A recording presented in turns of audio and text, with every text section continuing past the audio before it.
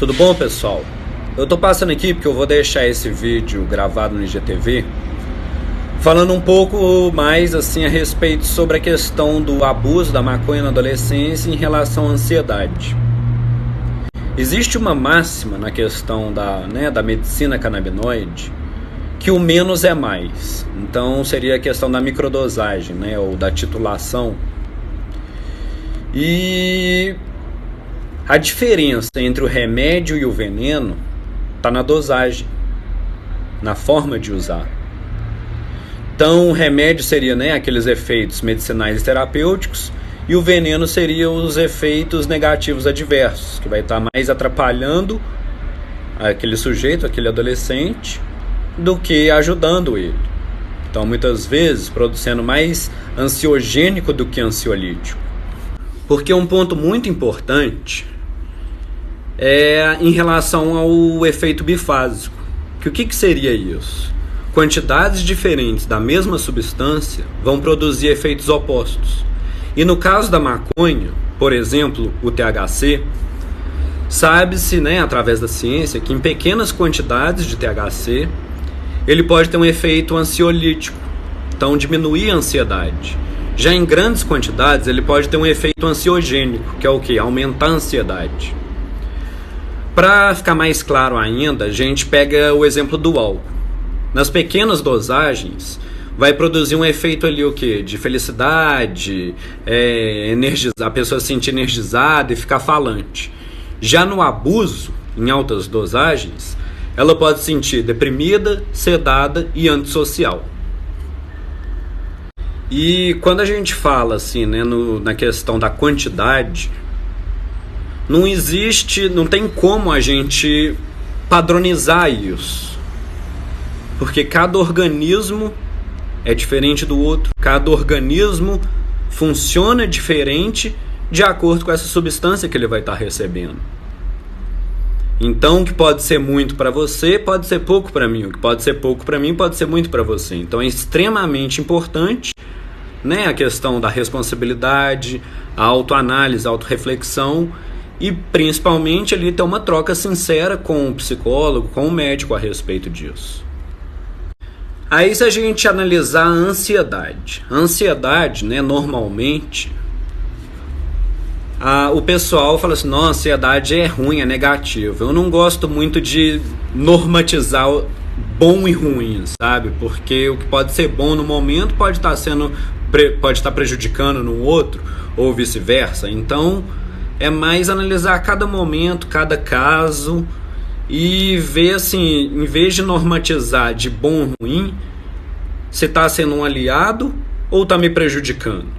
Então, em relação à ansiedade, a gente sabe que a ansiedade é extremamente importante para a nossa evolução, enfim, para nosso progresso, para a perpetuação da espécie. Como eu já fiz até outros stories, que eu acho que está até salvo no Destaques, falando mais a respeito única e exclusivamente da ansiedade. Se a gente pensar a ansiedade sem ser patológico ou os transtornos de ansiedade, ela vai ser uma grande aliada para quê? Para a gente nos mobilizarmos, movermos diante daquilo que a gente precisa fazer.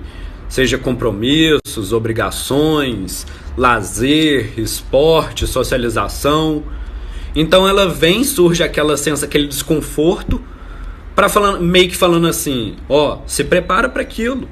Então, por exemplo, na questão da adolescência, se ele estiver na escola, na faculdade, se prepara para aquela prova, se prepara para aquela apresentação, estuda mais essa matéria que você não está sabendo. Ela está sendo o quê? Extremamente aliada. E o que eu já vi assim, em relação de caso clínico, nesses 14 anos aí? Principalmente em relação no abuso na adolescência. Que muitos adolescentes, é como se eles não se permitissem, não quisessem, não pudessem, hora nenhuma, ter uma emoção negativa. Como se isso não fizesse parte da natureza do ser humano. Então, ele sentiu um pouquinho de ansiedade, ele vai lá e usa maconha. Aí, consequentemente, vai dar aquela abrandada, ou até mesmo, às vezes, pode até piorar essa ansiedade. Mas vamos supor que abaixou a ansiedade. E ele não toma uma atitude diante daquilo que ele deveria tomar, diante do que ele deveria fazer, seja dos compromissos, obrigações ou até mesmo um lazer, ou uma socialização. Então aquela ansiedade, por mais que ele tenha aplacado com o uso da maconha, e claro, pessoal, estou falando aqui daquela ansiedade normal, porque se for uma ansiedade patológica excessiva, que está atrapalhando, não está desconcentrando, interferindo na atenção, enfim, né? Claro que nessa hora aí pode ter um efeito benéfico. Agora, na ansiedade normal, aquela que surge diante dos pensamentos do futuro, diante dos nossos compromissos, coisas novas, relacionamentos, é extremamente importante a gente dar ouvido e mobilizar, movimentar diante do que a gente precisa fazer. E não ficar fumando.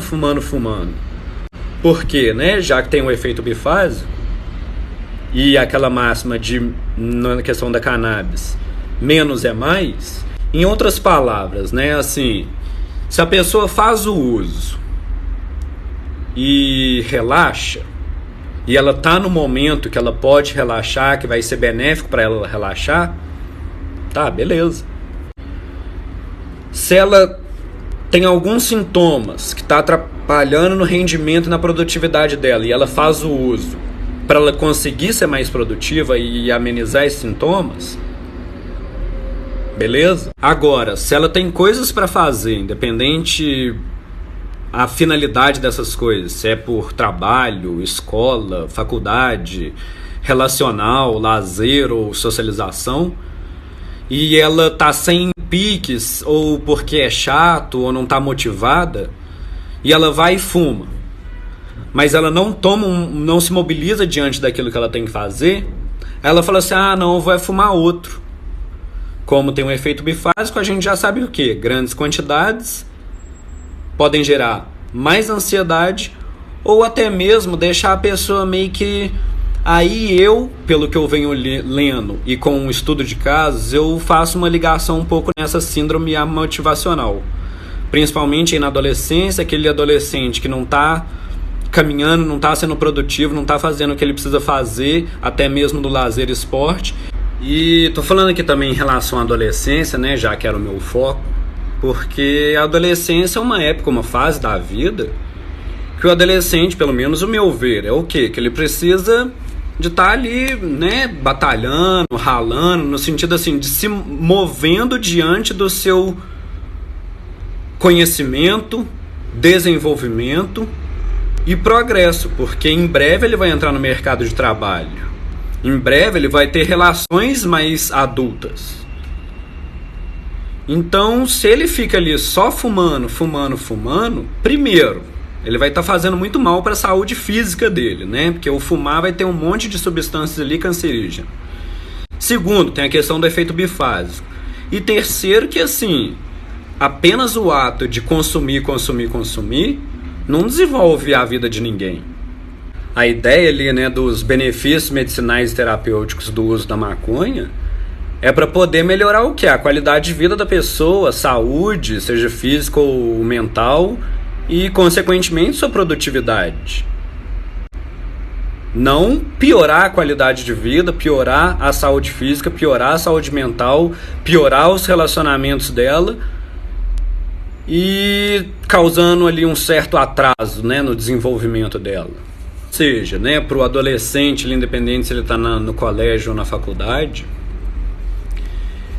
se ele não se movimenta diante do que ele precisa fazer, das responsabilidades, só fica fumando, ou seja lá qual seja a forma que ele usa, a via de consumo, vai acarretar no quê? Pode piorar o quadro de ansiedade dele, o atraso, né, nesse desenvolvimento escolar dele, na desmotivação e gerando esse embate ali com a família, o que só vai piorar a vida dele e das pessoas que estão em volta dele ali também. Outro ponto que é de extremíssima importância isso assim, bato na tecla talvez toda sessão com meus pacientes adolescentes que fazem uso, porque é muito comum, né, até mesmo devido à proibição, o adolescente comprar em maior quantidades para poder dividir com os amigos. Mas, perante a lei, isso se configura tráfico de drogas. Então, assim, a consequência disso pode ser muito danosa na vida desse adolescente e na vida da família ali também, né? Porque vai acarretar um monte de problema para ele na questão da liberdade, despesas, enfim, uma dor de cabeça que não precisa. Então, por isso é extremamente importante, né, o paciente, independente se for adolescente ou não, mas como eu estava falando aqui, né, em relação à adolescência, ele ter uma conversa sincera, aberta ali com o psicólogo, com o médico, com o psiquiatra, sobre, né, a forma que ele está usando, a quantidade, os momentos, e juntos, né, através da troca ali, fazer um trabalho com maior propriedade para ajudar essa pessoa. Canalizar a forma que ela usa, diminuir ou o momento dela usar. Enfim, é isso então, pessoal. E eu, né, como vocês sabem, estão acompanhando aí, eu sou um grande defensor, mas vou também estar batendo muito nessa tecla quando é em relação ao abuso, a forma irresponsável de usar e o momento, enfim, principalmente nessa fase da adolescência, ou se for um adulto que está só fumando e não está fazendo o que ele precisa fazer, sabe? Então é isso, pessoal. Obrigado aí pela atenção. Quem gostou, curte, comenta, compartilha. E é isso, estamos aí para ter essa conversa aberta também, porque sem a conversa aberta também fica difícil dos adolescentes poderem dialogar com os pais, né? Não querer ficar tanto na posição de defensiva também, sabe? Dar mais ouvido ali o que os pais colocam também. Então esse tipo de conversa eu acho que tem que ser bem aberta na família. E assim, até uma via de mão dupla, né? Quanto mais a família discrimina e não acolhe, não tem uma conversa com esse adolescente a respeito disso, mas esse adolescente vai ficar arredio com essa família.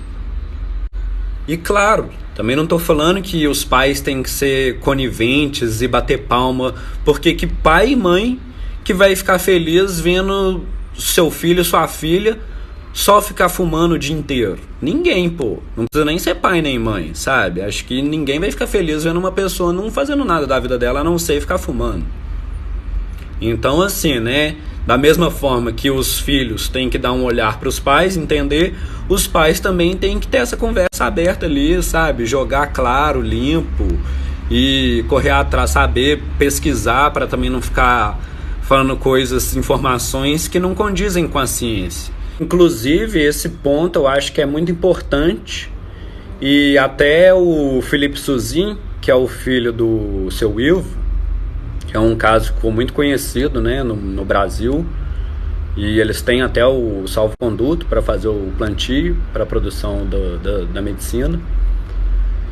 E outro dia eles fizeram um vídeo falando sobre isso, sabe? A mãe dele, né, do Felipe, falando essa questão desse preconceito, da reação dela, como já foi e como é hoje.